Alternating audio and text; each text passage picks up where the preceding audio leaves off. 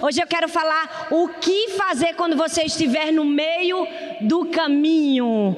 O que fazer quando você estiver no meio do caminho. Josué capítulo 4, versículo 1. Diz assim: quando toda a nação terminou de atravessar o Jordão, o Senhor disse a Josué: escolha 12 homens dentre o povo, um de cada tribo, e mande que apanhem 12 pedras do meio do Jordão, do lugar onde os sacerdotes ficaram parados. Levem-nas com vocês para o lugar onde forem passar a noite.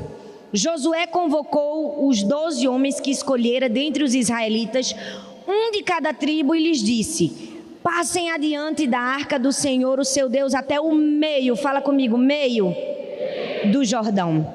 Ponham cada um de vocês uma pedra nos ombros, conforme o número das tribos dos israelitas. Elas servirão de sinal, fala comigo, sinal para vocês.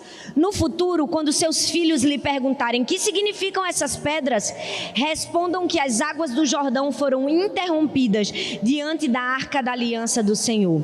Quando a arca atravessou o Jordão, as águas foram interrompidas. Essas pedras serão um memorial perpétuo para o povo de Israel. Os israelitas fizeram como Josué lhes havia ordenado, e as pedras estão lá até hoje. Vamos orar? Senhor, muito obrigada, Pai, estarmos aqui mais uma vez, mais um momento e ouvimos a Tua palavra. A Tua palavra nos ensina, nos exorta, nos instrui, e te pedimos, fala conosco mais uma vez. Senhor, que a Tua palavra encontre boa morada em nosso coração e que possamos frutificar naquilo que fomos chamados. Nós te oramos e te agradecemos no nome de Jesus. É preciso ter fé. Na vida é preciso ter muita fé para começar alguma coisa, muita fé para terminar alguma coisa, mas mais fé ainda quando você está no meio. Quando você está no meio do caminho, você vai precisar de uma fé talvez muito maior do que para começar e muito maior do que para terminar. Esse texto fala exatamente um momento em que o povo de Israel estava no meio do caminho. Eles não estavam nem na alegria da saída do Egito, nem na alegria da entrada na terra prometida. Eles estavam no meio do caminho. Eles estavam em um momento que eles só poderiam continuar crendo na promessa de Deus, andando no meio do deserto. Eles estavam no meio do caminho. Eles precisavam administrar o meio do caminho. Sabe, talvez você está aqui e você está no meio do caminho, no meio do seu sonho, no meio do seu projeto, no meio do seu ministério. E se você não está no meio, em algum momento da sua vida, o meio vai te alcançar. E quando você estiver no meio do caminho, você precisa entender um princípio: que nada na sua vida é seu. Seus sonhos não são seus, sua liderança não é sua, sua igreja não é sua. Nada é seu, mas Deus te dá para você administrar.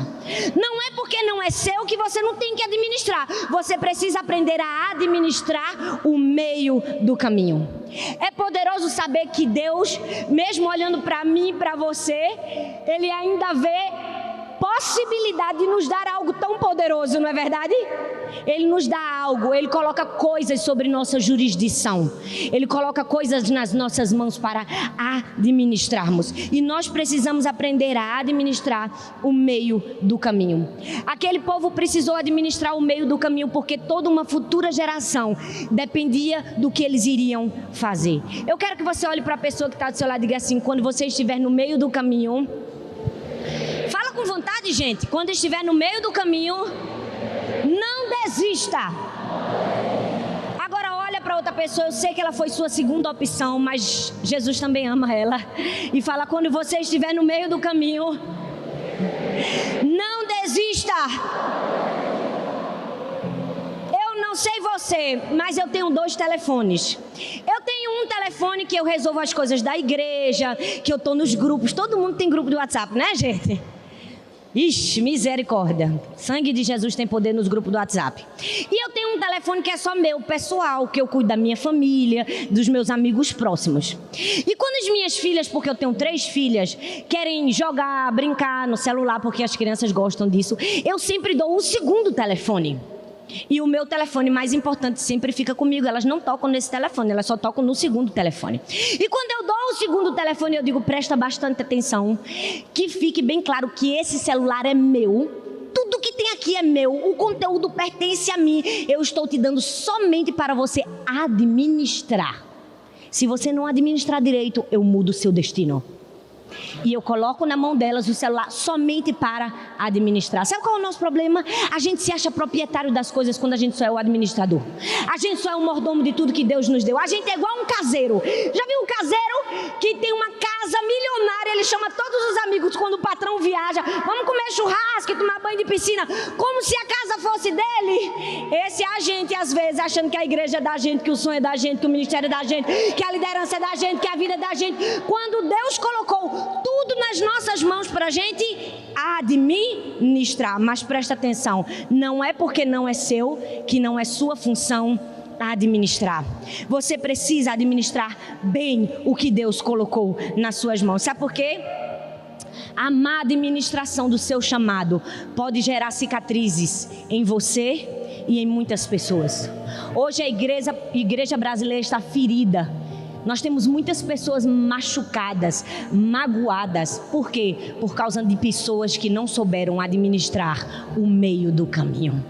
Nós precisamos saber administrar o meio do caminho. E hoje eu quero falar para você 3 atitudes do que fazer quando você estiver no meio do caminho. Em primeiro lugar, quando você estiver no meio do caminho, administre as suas atitudes. Fala comigo, atitudes. O que você vai fazer? O que você vai fazer quando você estiver no meio do caminho? Josué 3, versículo 15 diz assim: quando chegaram no Jordão, puseram os pés dentro da água, ela parou de correr e ficou amontoada na parte de cima do rio até Adã. Na parte de baixo o rio secou completamente até o Mar Morto. Então o povo passou para o outro lado, perto de Jericó. Enquanto os israelitas atravessavam pisando em terra seca, os sacerdotes que levavam a arca ficaram parados no seco, no meio, fala comigo, meio, no meio do rio Jordão, e ficaram ali até que todo o povo acabou de passar. Se alguém puder me ajudar a botar esse púlpito um pouco mais para frente, eu agradeço. Gente, eu não sei vocês, mas eu estou sempre em aeroporto. E quando você vai no aeroporto, no banheiro, geralmente quando você lava a mão, é uma torneira automática, não é? Você põe a mão e a água desce. E eu estou tão acostumada com aquela torneira automática do aeroporto, que às vezes eu estou na minha casa e fico... E a água não desce. Aí só depois que eu me percebo que eu tenho que girar para poder a água descer. O povo de Israel estava mais ou menos assim, com a síndrome da torneira automática, acostumado com as coisas descendo do céu. Eles estavam comendo do pão do céu há muitos anos. Jesus mandava tudo fresquinho, tudo maravilhoso. Agora eles não queriam fazer mais nada. Mas sabe, quando nós estivermos no meio do caminho, precisamos administrar as nossas atitudes. O que nós vamos fazer? Havia uma ordem expressa. Eles precisavam ficar no meio do Jordão. E para ficar no meio do rio, nego tem que ter fé. Tem ou não tem, minha gente? Tem! Porque você não sabe qual o momento que a água que está desse lado e que a água que está desse lado vai começar a fluir. Eu, se estivesse no meio do rio, eu ia dizer, vamos sair daqui, vamos sair daqui, vamos sair daqui. Não é? Porque a qualquer momento aquele milagre poderia parar. Era necessário muita fé para ficar no meio do caminho, mas era necessário atitude. O meio do caminho talvez não vai ser o lugar mais confortável, não vai ser o cenário mais bonito, não vai ser a posição mais desejável. Talvez no meio do caminho o desânimo vai tentar te pegar. No meio do caminho, aquela pessoa que você investiu tanto vai virar as costas para você, vai enviar uma faca nas suas costas e você vai querer desistir. No meio do caminho, aquela pessoa que você investiu vai desistir, vai dizer, não vamos chegar do outro lado. Tchau, fica aí sozinho. No meio do caminho a tristeza vai tentar te abater, o desânimo vai tentar te pegar. O que você vai fazer quando você estiver no meio do caminho? Qual vai ser a sua atitude? Você não pode parar quando você estiver no meio do caminho. O meio do caminho é um momento crucial para a gente. A Bíblia diz que Davi estava lá com o pai dele disse, vai levar pão com queijo para os seus irmãos. Ele chega lá, o gigante estava zombando do povo de Israel há quanto tempo, gente? A Bíblia diz 40 dias. E o gigante fazia isso de manhã e de tarde. Então foram 80 zombarias. Saul fez o quê? Fez o quê, gente? Nada. Saul não fez nada. Ele deixou aquele gigante zombar 40 dias, 80 vezes do povo de Israel. Chegou Davi. No meio do caminho, ele disse: nada vai me parar. O que é que esse camarada está fazendo? Está zombando. Peraí que eu vou lá. Pô, matou ele. Quando você estiver no meio do caminho, não pare. Não deixe nada te parar. Não deixe o desânimo te pegar. Não deixe a aflição derrubar você. Não deixe a depressão te jogar no chão. O meio do caminho é muito importante. O que nós vamos fazer quando nós estivermos no meio do caminho? A minha filha Sara, de 7 anos, gente, ela é uma figura, e ela está aprendendo a andar de bicicleta sem rodinhas. Na igreja eu deixo as bicicletas, porque tem muito espaço para elas andarem. E ela estava aprendendo, e tinha um jovenzinho assim da igreja. Ela disse: tio, me ajuda. E aí ele ficou ajudando ela, mas chega uma hora que cansa, né, gente? Ficar segurando a bicicleta, aquilo é coisa terrível. Aí ele disse: Sara, vamos parar um pouco, vamos descansar. Ela: vamos nada, não vamos parar não. Aí ele: mas Sara, pegou um argumento teológico contra quem, gente? Contra minha filha. Pegou em bomba. Ele chegou: mas Sara, até Jesus descansou. Ela olhou para ele e fez: Jesus só descansou quando terminou o trabalho. Bora! Ei, só descansa quando você terminar o seu trabalho. Não pare no meio do caminho. Aí você vai dizer: ah, pastora, mas eu não me inscrevi para isso não. Eu queria só a parte dos milagres. Bom, já é um milagre que Jesus te escolheu. Já é um milagre que Jesus me escolheu, não é verdade? Pessoas feridas, magoadas, improváveis. Já é um milagre que Jesus nos escolheu. Não pare no meio do caminho. O que você vai fazer? Administre as suas atitudes. A verdade é que nós estamos perdendo todos os dias os milagres de Deus na nossa vida, tentando entender o método. A gente está tentando entender o método. A gente está tentando entender o meio do caminho. Não estou entendendo porque eu tenho que ficar parado aqui no meio desse rio. Por que a gente não passa logo? Por que a gente tem que pegar 12 pedras? Por que a gente tem que fazer isso? E a gente está perdendo o milagre porque a gente está tentando entender o meio do caminho. O que você vai fazer quando você estiver no meio do caminho? Tem gente que diz assim: ah, eu queria logo que o ano acabasse. Eu queria que pulasse para a fase onde os humilhados são exaltados, não é? Onde tudo está bem. Ninguém quer o meio do caminho, gente. Quem gosta do processo, deixa eu te dizer, o meio do caminho é necessário na nossa vida. É muito importante na nossa vida. E o que você vai fazer no meio do caminho determina o seu destino. Porque o meio do caminho não é negativo, não. O meio do caminho só é negativo quando a gente transforma em estado aquilo que era para ser só um estágio na nossa vida. O problema é que a gente está armando o acampamento onde era só um lugar de passagem. A gente está no meio do caminho parado há muito tempo, que a gente fica igual menino birrento. O que está acontecendo no meio do caminho? Por que a gente tem que ficar aqui? Por que a gente não sai? Quanto mais você reclamar, você não vai sair do meio do caminho. Administre as suas atitudes no meio do caminho. Sabe por quê? Porque o meio do caminho não é um lugar de ficar parado. O meio do caminho não é um lugar onde tudo parece que não acontece. Muitas vezes a gente acha isso. A gente se vê no meio do caminho e a gente se vê o quê? Incapaz, imperfeito. Quantas vezes... Tenho certeza que todo mundo aqui escuta testemunhos. Quantas vezes as pessoas chegaram para mim: pastora, aquela mensagem que você pregou, meu Deus, como falou comigo. Eu disse: meu Deus, logo aquela mensagem. Eu achei péssima aquela mensagem, mas aquela mensagem foi uma bênção na vida daquela pessoa. Sabe por quê, gente? Porque quando nós estamos no meio do caminho, quando nós nos sentimos incapazes, Deus usa o nosso meio do caminho para destravar o começo de alguém. Deus quer usar o meio do seu caminho para destravar o começo de alguém. Era muito perda de tempo Jesus só usar a gente no começo ou no fim. E Deus não desperdiça nada, gente. A Bíblia diz que até maldição Ele transforma em bênção. Então Deus vai usar você quando você estiver no meio do caminho. No meio do caminho, Deus vai fazer alguma coisa na sua vida. Administre as suas atitudes. A razão pela qual a gente lê a Bíblia e vê os milagres de Jesus e a gente acha aquilo tudo lindo é por quê? Porque a gente já sabe como termina. Agora, uma coisa é quando a gente sabe como termina. Outra coisa é quando a gente está no meio e não enxerga nada. A gente não sabe como é que vai ser lá na frente. Nos momentos em que a gente tem que dizer para Deus: Deus, eu creio que o Senhor é bom. Deus, eu creio que o Senhor é fiel. Mesmo que nesse momento na minha vida eu não esteja vendo bondade, eu não esteja enxergando fidelidade, eu continuo acreditando que o Senhor é bom, que o Senhor é fiel. Isso se chama sacrifício. Você precisa dizer: Deus, eu continuo acreditando que o Senhor é bom. A Bíblia diz: que diremos, pois, à vista dessas coisas? Se Deus é por nós, quem será contra nós? O texto diz: que diremos, pois? Ele está dizendo qual vai ser a minha resposta. Porque o poder não está na pergunta, o poder está na sua resposta. Qual vai ser a sua resposta quando você estiver no meio do caminho? Que diremos, pois? O que nós vamos fazer quando estivermos no meio do caminho? José estava indo em direção ao seu destino. Ele teve um sonho, ele viu os feixes dos seus irmãos se curvando sobre ele. Eu posso imaginar José dizendo: nasci para ser grande, nasci para liderar, nasci para grandes coisas. E aí a coisa melhora, porque o pai dele vem e valida a grandeza dele, dá ele uma capa. Já estava tudo traçado. E quando ele ganha a capa, e quando ele vê o sonho, ele vê a visão, ele vai parar onde?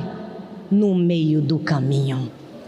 Ele vai parar no poço e em uma prisão. Mas presta bastante atenção: quando você estiver no meio do caminho, tem algo para Deus te ensinar. Porque Deus é intencional em todas as coisas que Ele faz. Qual era o propósito de Deus na vida de José? Que ele soubesse economizar comida para salvar uma nação, não é? Aí o que é que Deus faz? Vai para o poço, José. Passa fome, José. Ei, quem economiza comida? Aprende a economizar comida como? Comendo camarão, creme brulee. Tinha sorvete no fundo do poço, gente. Não tinha fome. Deus disse: vai pro poço, José. Passa fome, José, porque o meu propósito é que um dia você junte comida para toda uma nação. Deus é intencional em todas as coisas que Ele faz. Aí Deus disse assim: José, um dia você vai ser um grande líder. Aí o que é que Deus faz? Vai para a prisão, José. Vai liderar um bando de condenado. Porque a Bíblia diz que o carcereiro botou na mão de José o quê? Todos os prisioneiros. Gente, como é que se aprende a liderar? É liderando gente boa? É liderando gente fácil? Não, gente. É liderando os processados da vida. Gente complicada, não é? Gente difícil. Pessoas difíceis não são uma desculpa para a gente errar. É um motivo para a gente acertar. Deus estava treinando José. Fica na prisão, José. Eu estou treinando você para ser um grande líder. Qual era o terceiro propósito de José? Perdoar a sua família. Trazer todo mundo para perto dele. Aí o que é que Deus diz? Fica sozinho, José. Passa muito tempo sozinho no poço e na prisão para você aprender o que é ausência e o que é presença, e você dar valor à presença das pessoas, para um dia você perdoar e você trazer todo mundo para perto. Deus é intencional em todas as coisas que faz. Talvez você esteja no meio do caminho, mas quando Deus parar aparentemente o teu caminho, a tua rota, é porque Deus é intencional, é porque o favor de Deus, a bênção de Deus, a capa de Deus é para o hoje, mas o ensinamento é para o amanhã. Deixa eu te dizer uma coisa: a capa podem roubar de você, o sonho podem zombar de você, mas o ensinamento ninguém tira de você, ninguém arranca de você. O meio do caminho é necessário. Administre o meio do caminho. O que você vai fazer quando estiver no meio? Eu me pergunto se na nossa vida é assim. Algumas vezes a razão para a alegria parar de fluir, para a fé parar de crescer, é porque a gente está bem no meio do caminho. No meio do caminho, continue trabalhando. Mas infelizmente a gente é uma geração que não sabe lidar com a segunda-feira, não é, gente? No domingo está tudo bem, no domingo a gente vai para a igreja, no domingo a gente tem uma palavra de motivação. Uou, domingo é maravilhoso. Mas Deus não quer mais que você fique ouvindo a palavra do domingo. Deus quer aplicação na segunda, na terça, na quarta, na quinta, na sexta. O que você vai fazer? Igreja não é lugar para a gente recarregar a bateria, gente, né? A gente faz isso na tomada, com o celular e com o iPad da gente. Igreja, é para a gente aplicar aquilo que nós já estamos aprendendo. O que você vai fazer quando estiver no meio do caminho entre a revelação do sonho de Deus e a liberação do sonho de Deus? Existem os bastidores, o processo, aquilo que a gente não está vendo é o meio do caminho. Mas no meio do caminho, se você não acreditar, se você não trouxer fé, se você não tiver as atitudes certas, você está tratando Deus como mágico de Oz, e Deus não é mágico de Oz, nem gênio da lâmpada. Ele trabalha com as minhas atitudes, com as suas atitudes. Eu preciso fazer alguma coisa quando estiver no meio do caminho. Quando você estiver no meio do caminho, administre suas atitudes, administre os seus pensamentos. O que você vai lembrar?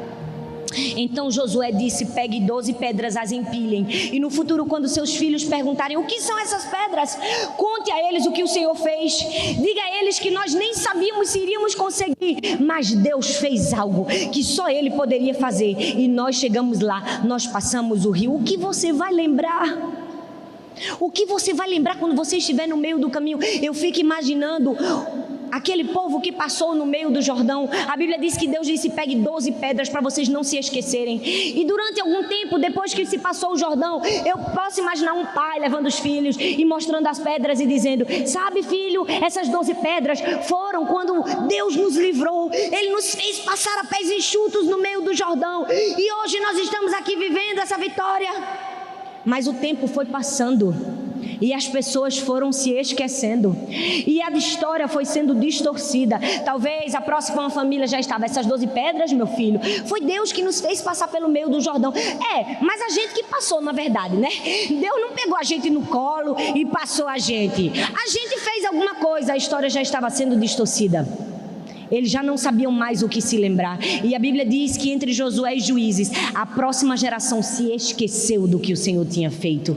A geração de Josué colocou as pedras e a próxima geração nem sabia da história.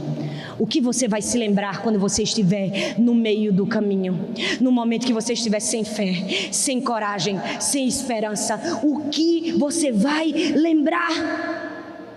Conte a história. Quando você estiver no meio do caminho, você precisa se lembrar dos feitos do Senhor na sua vida. O problema é que a gente tem memória curta para a bondade e para a misericórdia de Deus na nossa vida. É por isso que eu amo Davi, gente. A história de Davi é maravilhosa, porque em nenhum momento Davi se apoiou nas suas próprias habilidades. A Bíblia diz que ele venceu gigante, urso, leão, mas todas as vezes que ele tinha grandes conquistas, mesmo que ele tivesse realizado, ele dizia: foi Deus que proporcionou tudo, foi Deus que fez. No meio do caminho ele se lembrava das coisas certas. Você consegue fazer o mesmo? Você consegue bater no seu peito e dizer: não fui eu que fiz, foi Deus? Você consegue se lembrar das coisas certas quando você estiver no meio do caminho?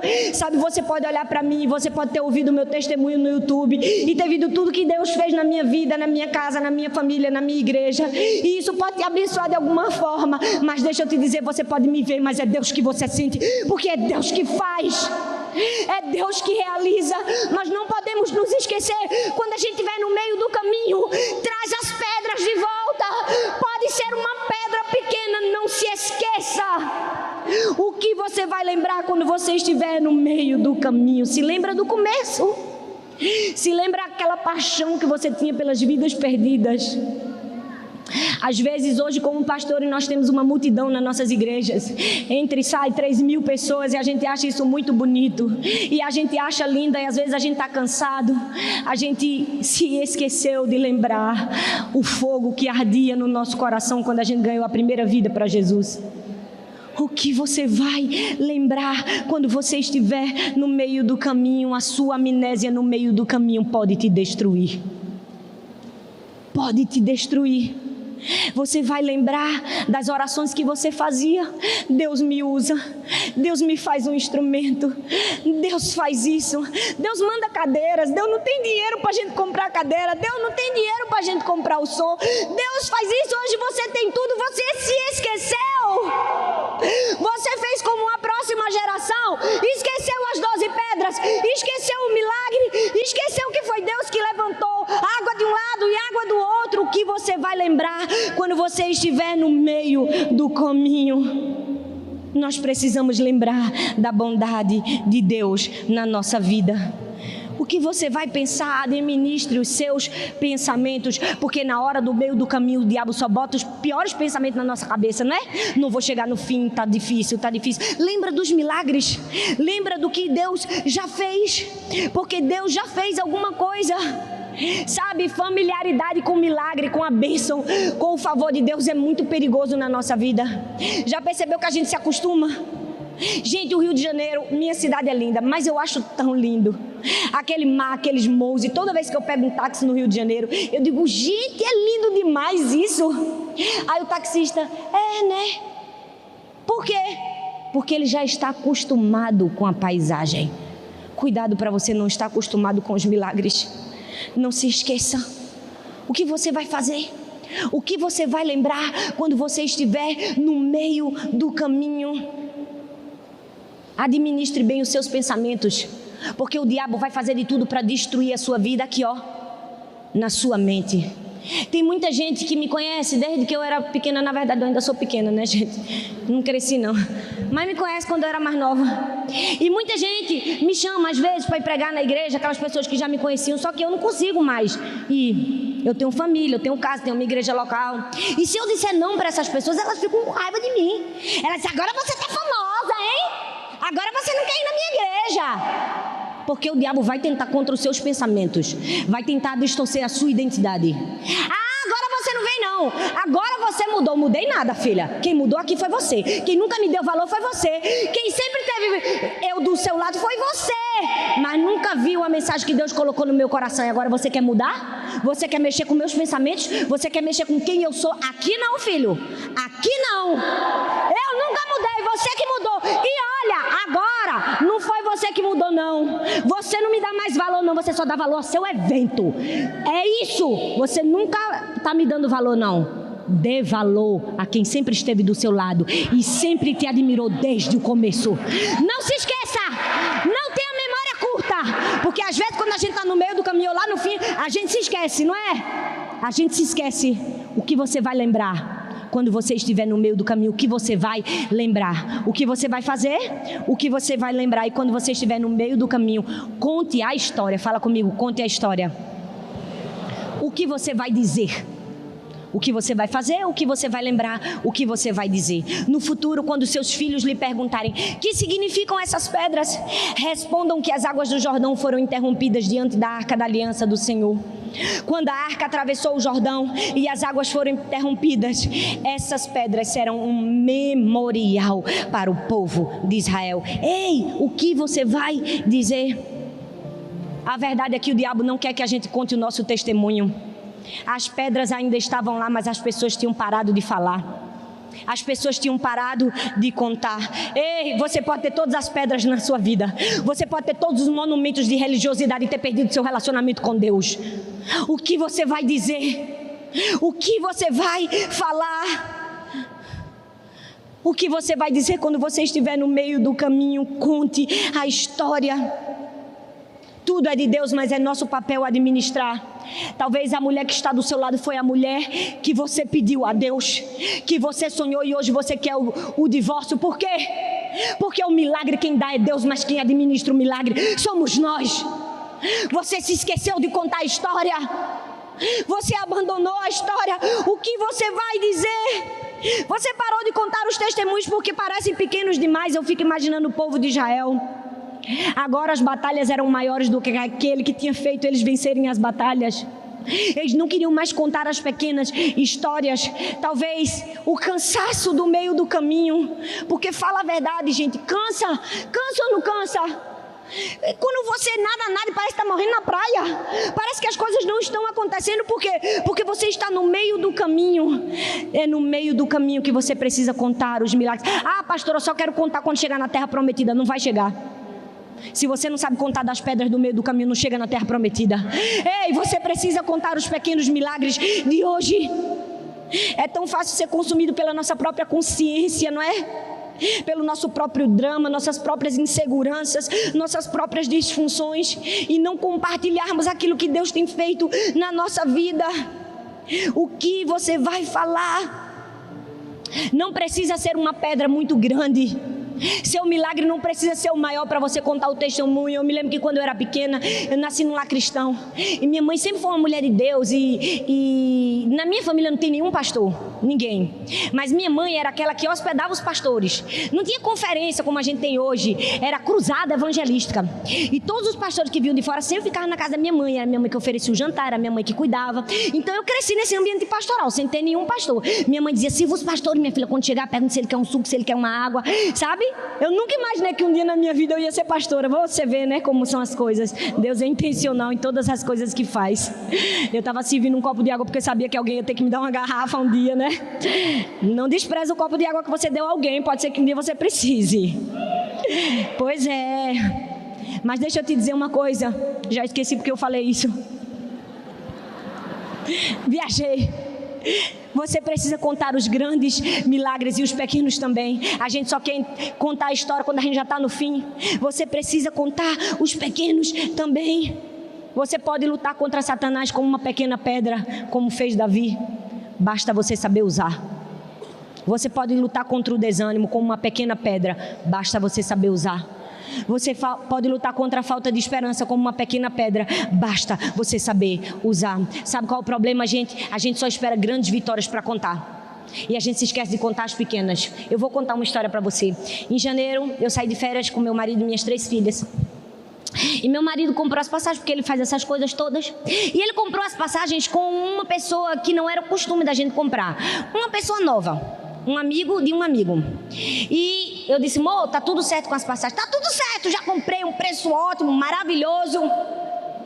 E eu queria viajar de primeira classe. Não era por nada não, é porque eu tava com 3 crianças, gente. E uma menina de 4 meses. Eu ia chegar destruída e ia voltar destruída. Meu marido, comprei de primeira classe, foi um preço maravilhoso, foi Deus. E eu desconfiei na hora. Tá muito barato para ser primeira classe. Mô, tu tem certeza que esse camarada é confiável? Não, tá tudo certo, eu tenho certeza. Quando chegou no dia de viajar, minhas filhas estavam tão ansiosas que elas dormiram de roupa. Porque criança é assim, não é? É a coisa mais linda. Chega as férias, eu quero ir para Disney, eu quero ir para Disney, eu quero ir para Disney. Quando chegou na noite de viajar, o que é que aconteceu? O que eu previa. Deu errado. Gente, eu olhei pro meu marido, a vontade que dava era dizer, eu avisei. Mas eu engoli seco, eu digo, vamos comprar outras passagens, porque eu não vou deixar as meninas ficar aqui desse jeito frustrada e viajar amanhã não, a gente vai viajar agora. Meu marido comprou outras passagens, mas não dava mais para ser de primeira classe. Não é? Ia pagar muito caro. Aí, viajamos. Aquela agonia com o menino no colo. E quando voltei da viagem, eu estava muito cansada, gente. Eu fiquei 18 dias com 3 crianças sozinha, imagina. E eu disse, Deus, me ajuda. Eu só queria poder levar o bebê conforto da minha filha do meu lado. Mas não podia, porque bebê de 4 meses não paga passagem, paga tarifa. Então ele não tem direito a uma cadeira. Quando eu ia entrando com o meu carrinho assim, a gente aperta um botãozinho e ele vira o bebê conforto. Eu apertei com aquela tristeza, botei na porta da entrada do avião. De repente, quando eu já estava no avião, o cara disse, senhora, pegue seu bebê conforto, leve, porque só tem 2 cadeiras vagas nesse avião, eu vou te dar para você sentar com o seu bebê do seu lado. Eita, Jesus me ama, glória a Deus. Peguei meu bebê conforto, eu disse, tu fica com Sara e Laura que eu fico com Helena.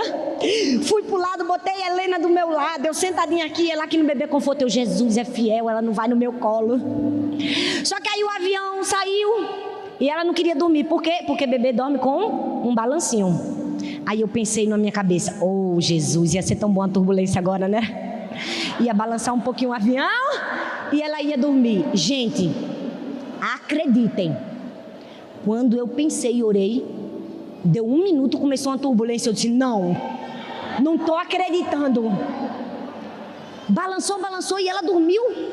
Eu passei o voo todinho assim, impressionada.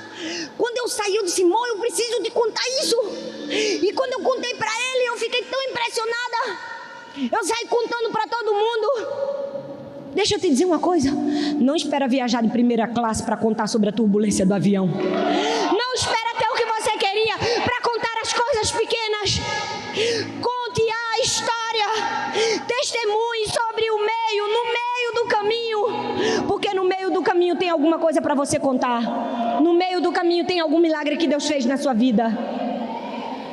quando você estiver no meio, administre suas atitudes, administre seus pensamentos, conte a história.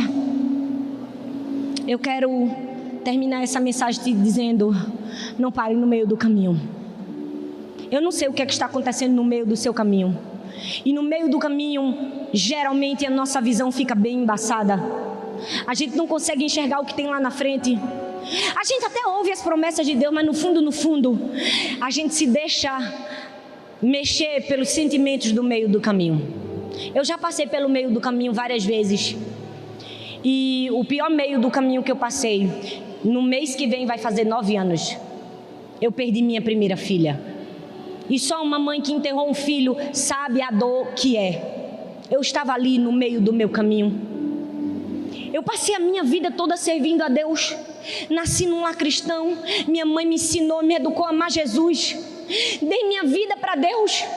Eu dizia: Deus, por que eu estou no meio do caminho? Eu abri mão de tantas coisas para Ti, Senhor. Eu casei direito, meu marido também. Eu abri mão de 2 faculdades, de um concurso público na Justiça Federal. Eu fiz tudo para Te servir. Na época que ninguém me dava nada em troca. Não é agora não. É há muitos anos atrás. E quando eu pego minha primeira filha, ela tem que fazer 7 cirurgias em 3 meses. Eu vi ela sofrer as piores dores que uma mãe pode ver acerca de um filho. Eu vi um médico olhar para mim e dizer: sua filha é cega, sua filha nunca vai fazer xixi porque ela tem uma bexiga neurogênica.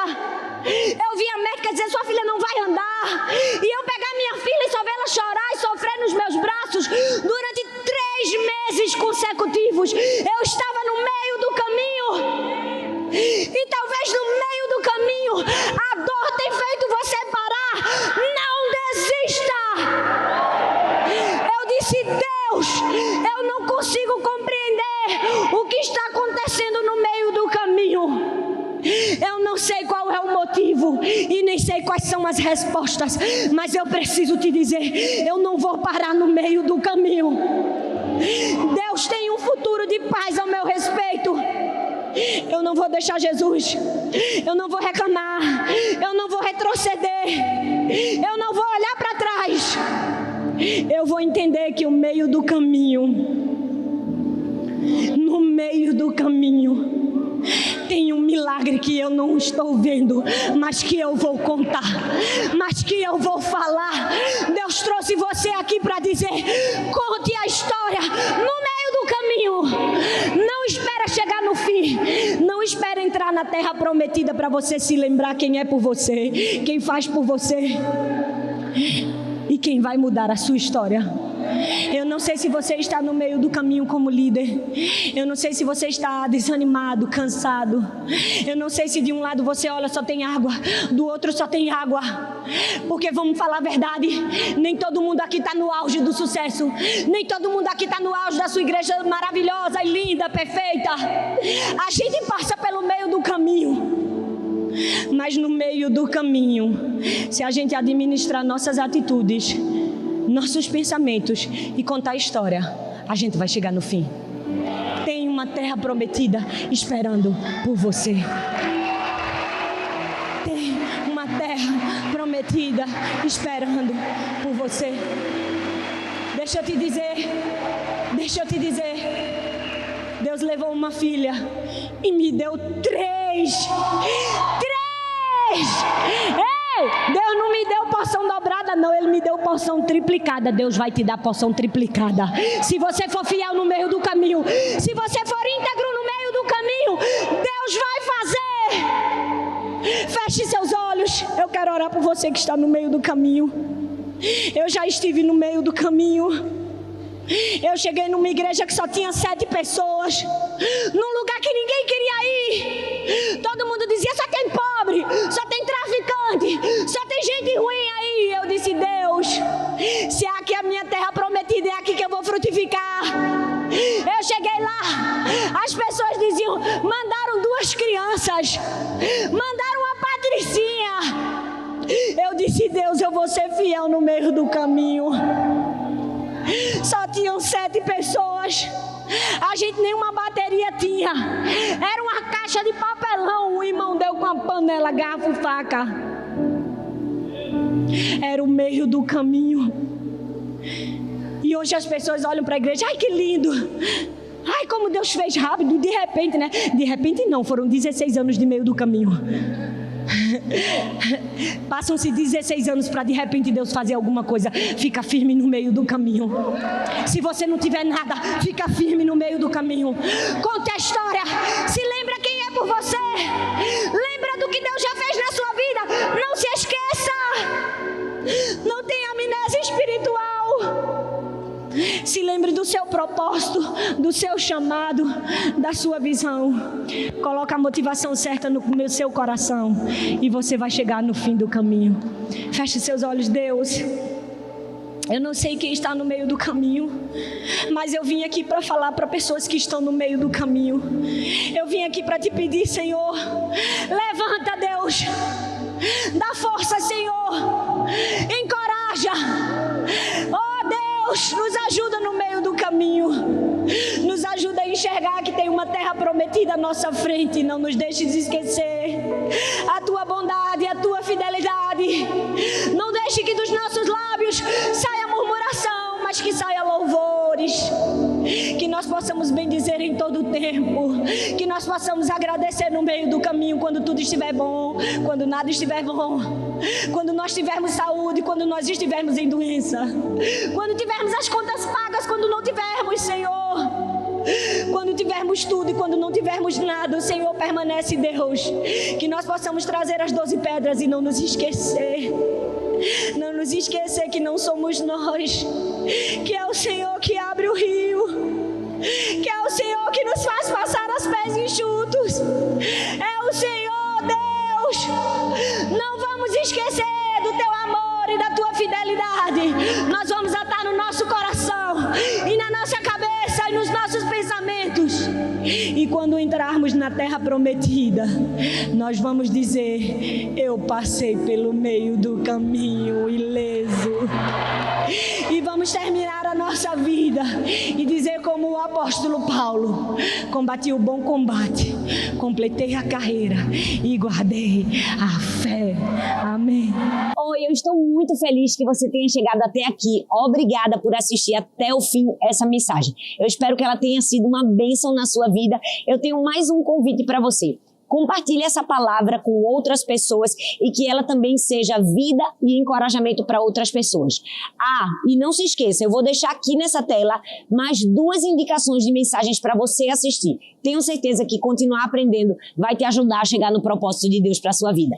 Um grande beijo no seu coração e Deus abençoe.